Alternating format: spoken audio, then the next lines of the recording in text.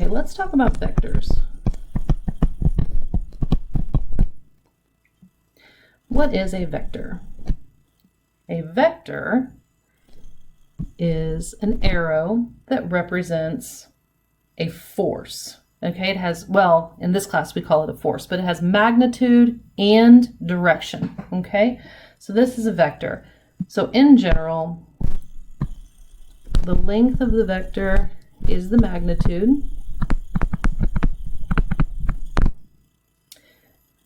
And then we have the back end, that's the tail. And we have the front end, that's the tip. And then we have the orientation, theta.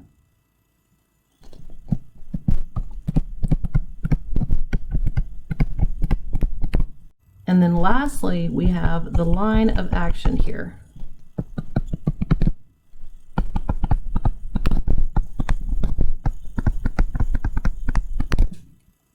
All right.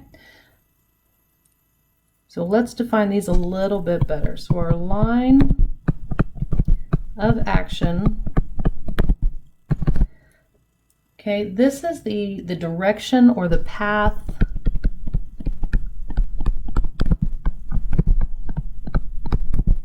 vector is on. Okay, so if you ask me where's Chimmy's, I'm going to tell you to head north. All right, so then your next question is, well, how long? And I would tell you, okay, that's the magnitude.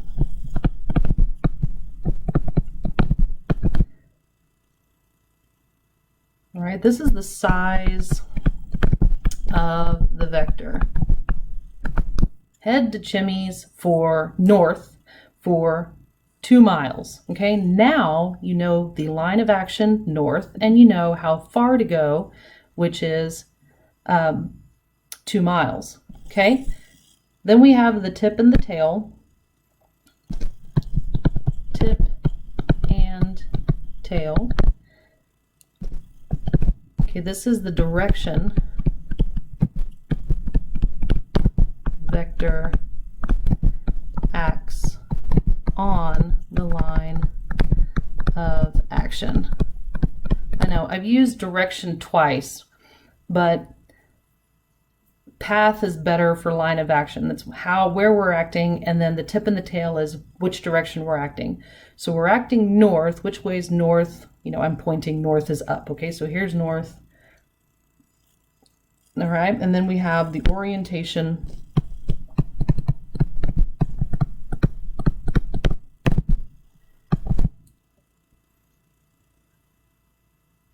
Which is the relative placement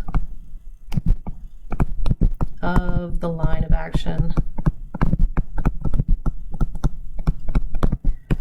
to some ordinate system.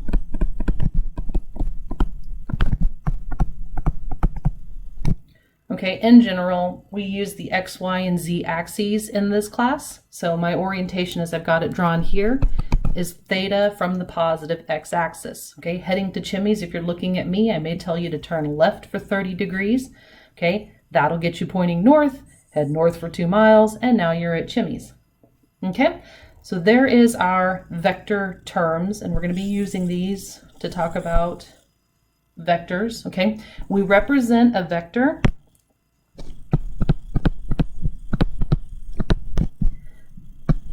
with some sort of letter with either a pointy line, or when I get real lazy, I just do a straight line.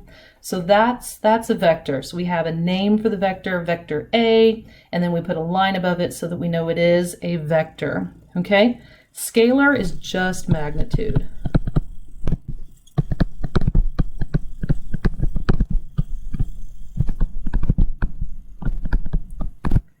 All right, so that would be like A. A is a scalar, okay? It's just the magnitude, where vector has a line above it because it has magnitude and direction.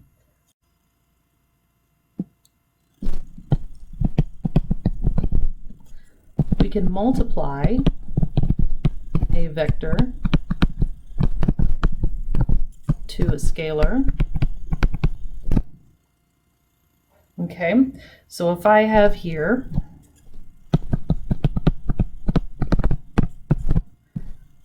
this little force here that is F 5 pounds, all right, and it's acting at a slope of 3/8, okay, just because it's a random number, so I can match it up. All right, I want to find a 3F, so I'm multiplying my force vector by 3, and B negative 0.25F. Okay, we're going to have to do two things on B. All right, so solution A 3F. So it's going to increase by 3 times, okay?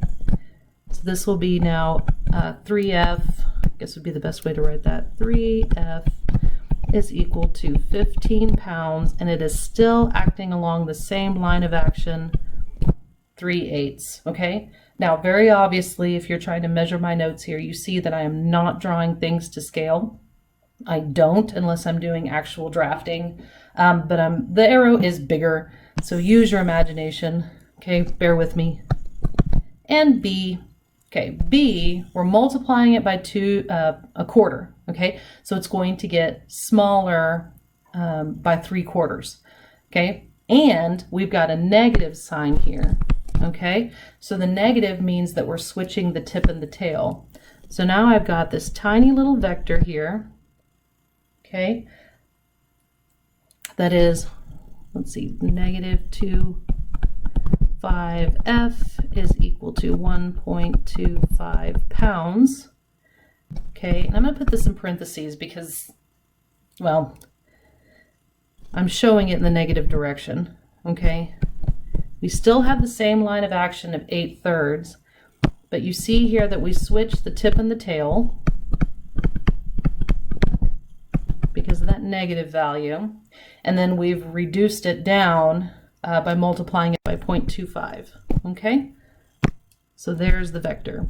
Again, I'm not going to make you draw these things to scale, but this is how a scalar value is affecting a vector.